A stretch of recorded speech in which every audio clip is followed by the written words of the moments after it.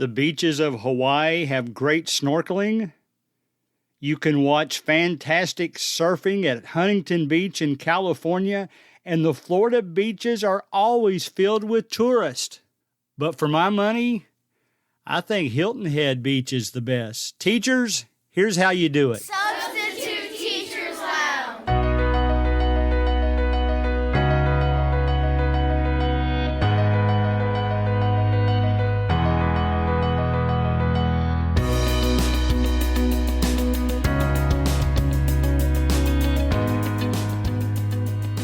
All right, we will call this Teacher Vacation episode number 2. Last week we talked about the mouse, and boy, when I told you in that episode that all you have to do is post on Facebook that you're going to visit the mouse, and you're going to get, I'll exaggerate, 1 million different opinions about how you should do it. So go back and listen to that one if you haven't already.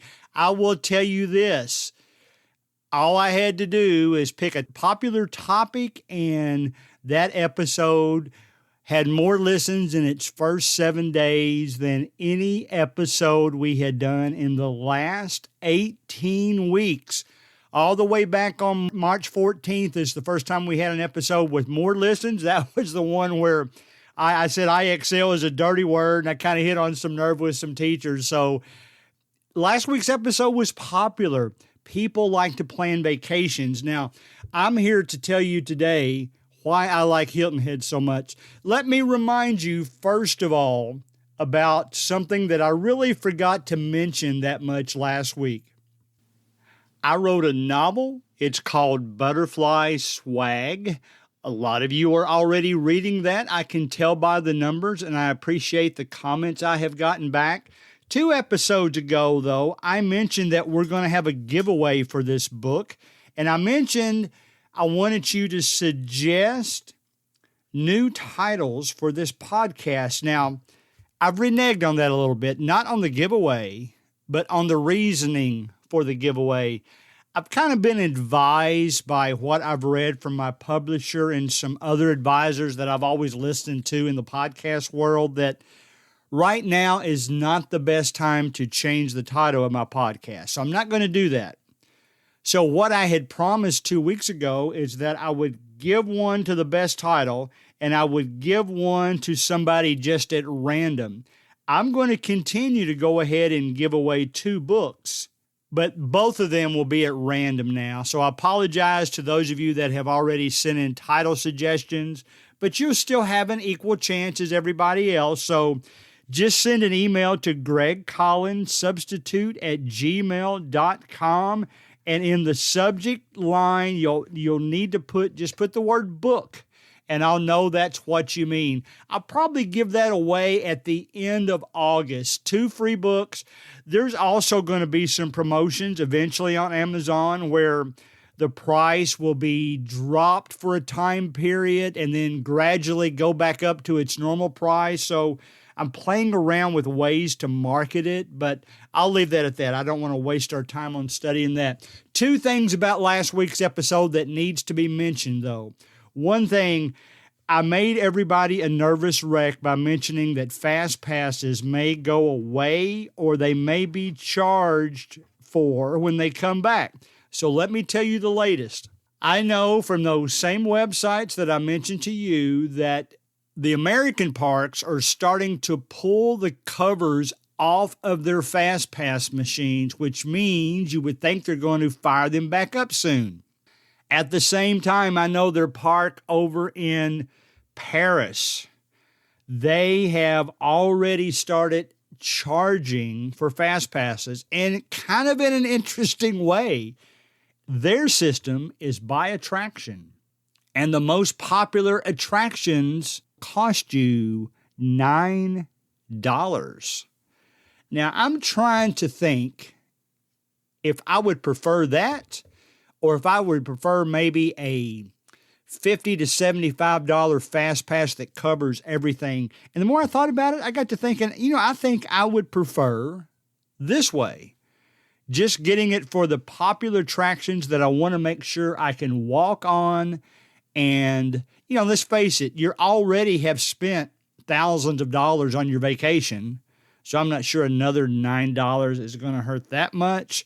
But it'll be interesting to see how the American versions of the parks go as we progress over the weeks. All right, guys, I will tell you this. My brother is retired. He retired to Hilton Head Island. We visit him quite often, and I really love the area. I am not going to pretend to tell you that the snorkeling there is better than in Hawaii, because it's not, or maybe even down in the Caribbean. I don't know. I'm trying to remember back to the times, depending on what you're looking for and how much coral's around and all that kind of good stuff. We've been to Stingray Island and the Cayman Islands, so there's a lot of different things everywhere. But my first point is going to be that when you hear Hilton Head Island, you immediately think, that's got a reputation for just being for rich people, all the golf courses and all that kind of thing. Well, you can definitely find people down there that have a lot of money and they own condos and they rent out the condos. At the same time, because people own those condos and rent them out, you can do fairly well of doing that on your own, especially if you can split the cost with some family members. That's what we do a lot. We go down and split the cost with family members, break it up. And I'll tell you why I like that beach area better than any other beach I've been to. First, let me tell you this. I did mention a little bit, I want to touch base on this so I don't confuse anybody, that I bought Disney Vacation Club points. If you want more detail on that, go back to last week's episode. And I bought at their Disney Vacation Resort in Hilton Head. Now, those points are also tradable into Disney's resort in Hawaii and all of the Disney World resorts, most all of them, except the very, very newest one. And the reason I say that is I bought at Hilton Head because I knew we would go to Hilton Head more often than any of those other locations. And here's why that's important. When you buy into the Disney Vacation Club, it's based on points, and Hilton Head will be our home resort. That means we can make a reservation at Hilton Head 11 months in advance, whereas if we owned at a different resort, we could only make reservations 7 months in advance. Now, if you want to go to Disney World all the time, maybe Hilton Head wouldn't have been the place to buy. But with us, it's just the opposite. We will go there more often than anywhere else we go. We usually go every year. We're probably not going to make it this year for various different reasons, but we usually go every year, and it's a great place to go, and I'm going to tell you why. But if you're thinking about that Disney Vacation Club and you want to go to Disney World more often than any other place, you probably need to buy the points in one of the Disney World-based resorts so that you can make sure you can get what you want by making your reservation 11 months ahead of time. Now, let me tell you why the Hilton Head area is great. Even though you will find most of the chain restaurants, many of the chain grocery stores that you'll find anywhere else, or at least in that part of the country. If you don't know, Hilton Head is in South Carolina. It's not too far away from Myrtle Beach. That's a little bit more touristy and a little bit more boardwalky. I don't know how else to describe that. Maybe even a little bit more so for kids, but there's always a lot of kids and a lot of things to do for kids at Hilton Head as well. Hilton Head is got restrictions on what those restaurants, what those stores can do. They can't put up big, tall signs that you can see from miles away. Their signs have to be at ground level. They do a lot of different things like that to protect it from having that touristy look, from being overwhelmed by cheap type marketing strategies and all that kind of stuff. And because of that, it makes their foliage, it makes that area look so much nicer, I think, than any other beach you can go to. And we've been to our fair share of beaches. We've been on both the Gulf and the ocean side in Florida. We've been, of course, to Hilton Head, as I've talked about. We've been to some of the beaches in Texas. We've been out to the California. I'm not, I say it, most of these are just one time. California and Hawaii, we've just been to one time. But there's plenty of beaches out there and plenty of things to do. I like Hilton Head because it's not industrialized, so to speak, but yet you can just about think of anything you like to do, and it's there, and a lot of times it's within walking distance. The Disney Vacation Club resort that we have, it's actually on a bay that has shopping and restaurants there, and they also have their private beach house on a part of the beach. And they will shuttle you from their resort onto the beach. And I kind of like that arrangement. Now, to me, the best thing, well, let me start with what not to me is the best thing. It's the best thing for the majority of people. I'll say it that way. But I'm not a golfer. I think you guys know my opinion of working for a corporate environment. It's just not my style. It works out great for a lot of you. I gave up golf when I moved from the corporate world back to a different type of job, and I just put that golf off to the side because I associated it with some of the people that I had met in the corporate world that I didn't particularly like. That was the minority, but those are also the ones that I golfed with. There are golf courses galore in Hilton Head, some very renowned. I'd venture to say that most of the young executive type people that go to Hilton Head go there and play golf maybe every day and then hit the beach later that night. So that is definitely there. But for me, the number two thing that Hilton Head has going for it is its bicycle environment. There are bicycle paths all over that place. I'm not sure if you rode your bicycle all day long, if you could go through the entire island of Hilton Head. It spreads out for a while. I'm going to tell you about some of the different areas you can go to, but the bicycling is great. You can also use that as a walking trail. They're paved. There's even in most places lines drawn down the middle of the bike path for right and left just on a road. And of course, you want to learn the appropriate vernacular when you're bicycling. If you're getting ready to pass somebody slow on the left-hand side, you just say on the left and you move on. But that is great. We have actually used bicycles at this Disney Vacation Club resort to bicycle to the beach, to bicycle to where my brother was staying. He was staying at a hotel at the time. He has a home down there now. But the bicycling is great. That's one of the greatest things that I think is down there. Now, let's talk about traveling. Most of the rest of my family, they drive, and I don't blame them. Me and my wife, when we go down, we like to fly into Savannah Airport, which is the closest significant airport. I'll say it that way. Allegiant Air is one of the cheaper airlines, and it flies through our area and to several locations in Florida, and it also flies to Savannah. It doesn't fly every day of the week, but it is very reasonable, and then it's about, I can't remember, depending on what part of Hilton Head Island you're going to, it's about a 45-minute to an hour drive from Hilton Head. But if you do that, plan on Savannah being one of your stops too, because it is a very historical town in one regard. The trees are so beautiful, and they've got one of those bus type arrangements where you pay one fee and you can hop off, hop on as many times as you want and see all the tourist landmarks. There are plenty of things to see, historical. Even if you're in the movies, one of the scenes, the restaurant scene in Forrest Gump, was filmed at one of the restaurants in Savannah.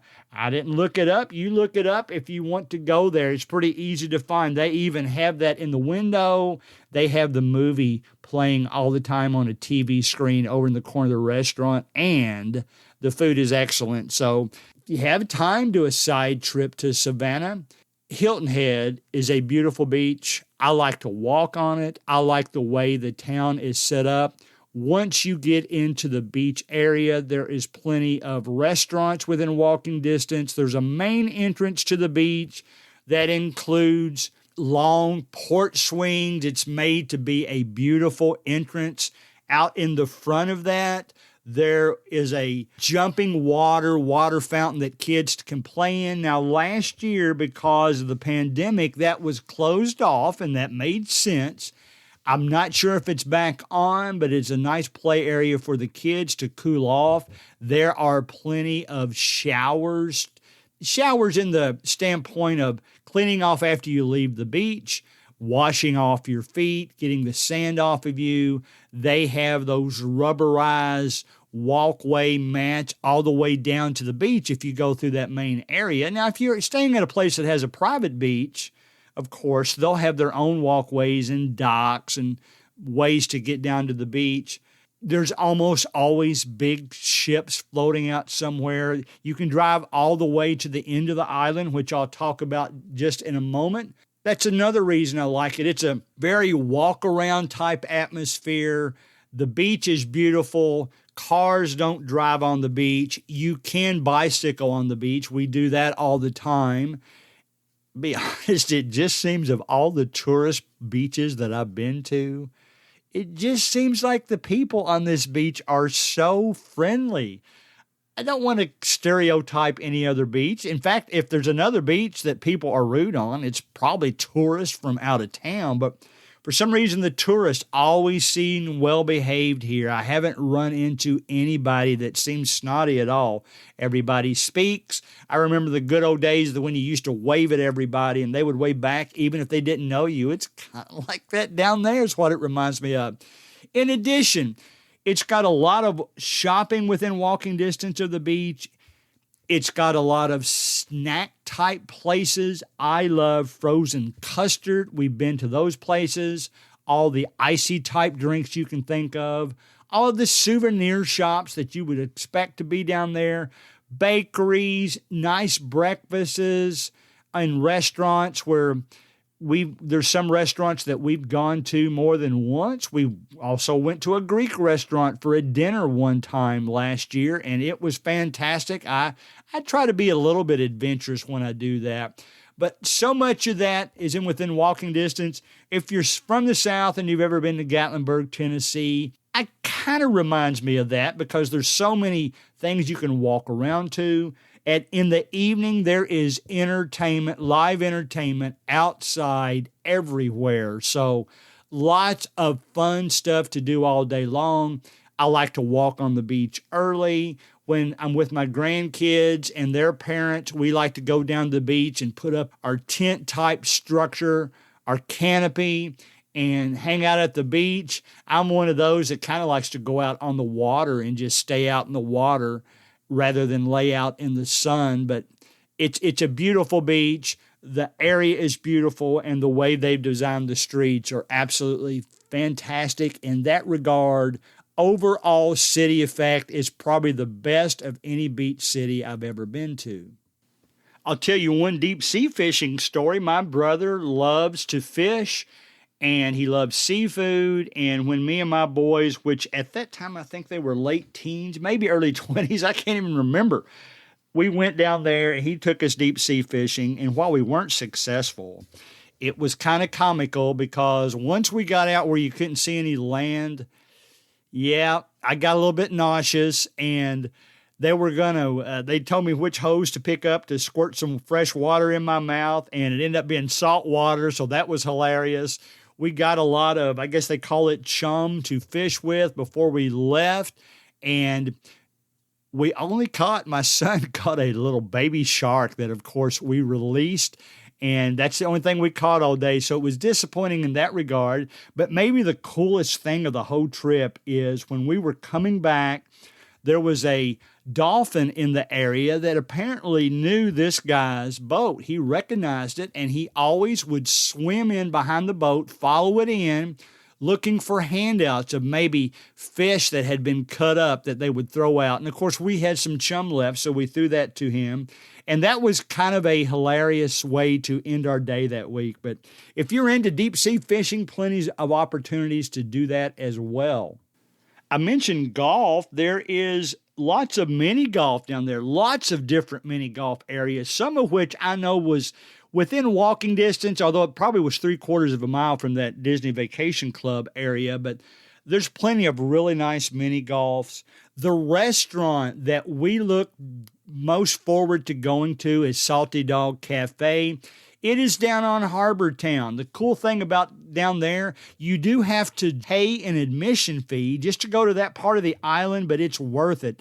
The lighthouse, read up on it. The lighthouse is down there. Salty Dog is down there. Lots of great seafood, lots of great touristy things to do, lots of shops, ice cream, all that kind of stuff is down there.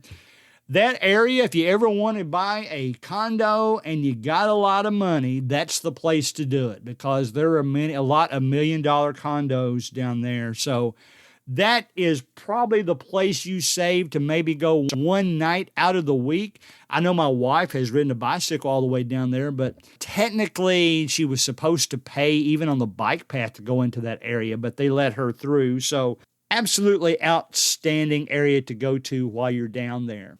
You know, it's funny, one of the swimming pools we went by that my brother showed me one time, you could see an alligator out floating on the little lake that was next to it. So just like every water-type place in Florida, this area too has some alligators to contend with.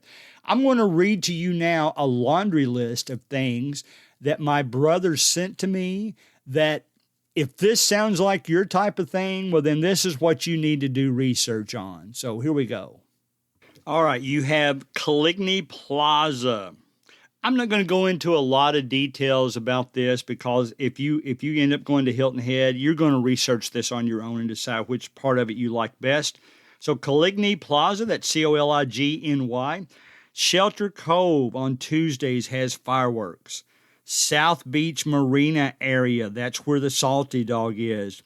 The Harbor Town Lighthouse that I've already mentioned. He mentions the golf courses just as I did.